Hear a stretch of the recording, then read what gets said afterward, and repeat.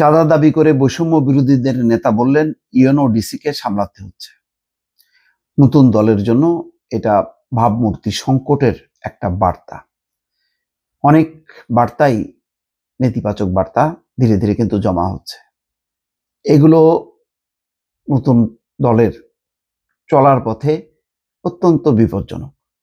নতুন দল যদি একটি ইমেজ তৈরি করতে না পারে যে এই নতুন দল একটি নতুন রাজনীতি, নতুন একটি বিষয় উপস্থাপন করবে, যেখানে চাঁদাবাজি থাকবে না, দখলবাজি থাকবে না, তদবিরবাজি থাকবে না, নিয়োগ বাণিজ্য থাকবে না, ভর্তি বাণিজ্য থাকবে না, এই বিষয়গুলো যদি নিশ্চিত করতে না পারে নতুন এই রাজনৈতিক দলটি, তাহলে কিন্তু এই দলটি একেবারে খুব দ্রুতই আস্তে আস্তে নিচের দিকে নামতে থাকবে।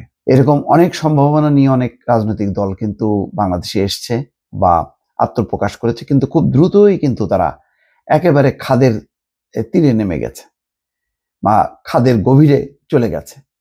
তা এখন নতুন দলকে প্রতিদিনই নানা রকম পরীক্ষা দিতে হবে। সেই পরীক্ষাটা হচ্ছে একটা চারিত্রিক পরীক্ষা।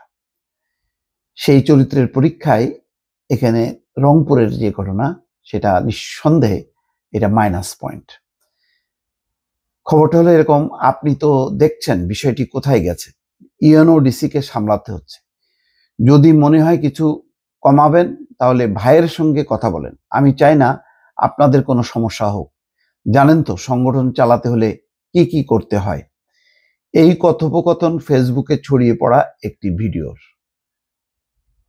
কথার বার্তা পরিষ্কার যে এক ধরনের ব্ল্যাকমেইলিং করে চাঁদা আদায় করা। ওই কথোপকথনে এক ব্যক্তির কাছ থেকে চাঁদা দাবি করা হচ্ছে। বৈষম্য বিরোধী ছাত্র আন্দোলনের রংপুর মহানগরের মুখপাত্র নাহিদ হাসান খন্দকারের বিরুদ্ধে এই চাঁদা দাবি অভিযোগ উঠেছে। এই ঘটনায় সংগঠন থেকে তাকে কারণ দর্শানোর নোটিশ দিয়েছে, তবে এসব অভিযোগ মিথ্যা বলে দাবি করেছেন নাহিদ হাসান। শনিবার সকালে ওই ভিডিওটি ফেসবুকে ছড়িয়ে পড়লে আলোচনা সমালোচনা শুরু হয়।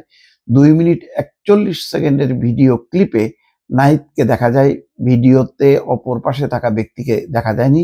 তবে বালু উত্তোলন ও পার্ক নির্মাণের বিষয়ে ভিডিওতে কথা বলতে শোনা যায়। ভিডিওর কথোপকথনে নাহিদ বলছেন, আপনি তো দেখেছেন বিষয়টি কোথায় গেছে, আপনি কথা বলেন। যদি আপনার মনে হয় একটু করবেন, একটা সংগঠন করতে গেলে কি কি করতে হয় আপনি তো জানেন। এই হচ্ছে কথা। আমি চাচ্ছি না আপনার কোনো সমস্যা হোক।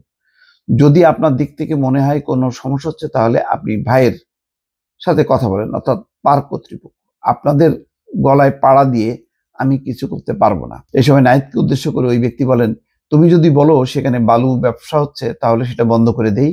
1 লাখ টাকা দিতে পারবো না, 5,000 টাকা দিচ্ছি। তখন নাহিদ বলেন, ব্যবসা আপনি বন্ধ করবেন কেন? ব্যবসা আপনি চালান, ভাইয়ের সঙ্গে কথা বলেন, প্রয়োজনে সময় নেন। আপনি তো দেখেছেন বিষয়টি কোথায় গেছে।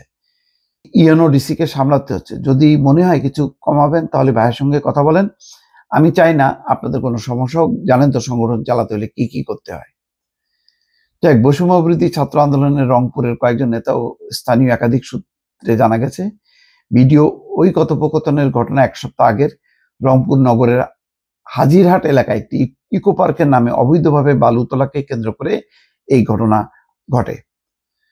কথোপকথনের কথা স্বীকার করে ইকো পার্ক পরিচালক বেলাল হোসেন বলেন, নাহিদ তার কাছ থেকে 1 লাখ টাকা চাচ্ছিল। তিনি জেলা প্রশাসকের ভয় দেখান, এর ভয় দেখান, ওর ভয় দেখায়। ভিডিওটি তারাই করেছিলেন এবং পুলিশ সুপারের কাছে পাঠানো হয়েছিল। তবে ভিডিওটি তারা ফেসবুকে ছড়িয়ে দেননি, এমন দাবি বেলালের। দেখ, এই বিষয়টা পরিষ্কার। এগুলি বুঝতে কোনো বিজ্ঞানী হওয়ার দরকার নেই, গবেষক হওয়ার দরকার নেই, বা গোয়েন্দা ভিত্তি করারও দরকার নেই। এই ঘটনাগুলো এখন প্রতিদিন কিন্তু এই ছাত্রদের দল, তারা কি আসলে প্রশাসনকে ব্যবহার করছে, প্রশাসনের উপর চাপ প্রয়োগ করছে? প্রশাসনের সাথে তাদের সম্পর্কটা কি? নৈতিক? প্রশাসনকে কি তারা সেবা দেওয়ার জন্য সহযোগিতা করছে, না প্রশাসনের কাছ থেকে কোনো সুবিধা আদায় করছে? এই বিষয়গুলো নিয়ে কিন্তু সর্বত্র আলোচনা হচ্ছে। সুতরাং সাধু সাবধান।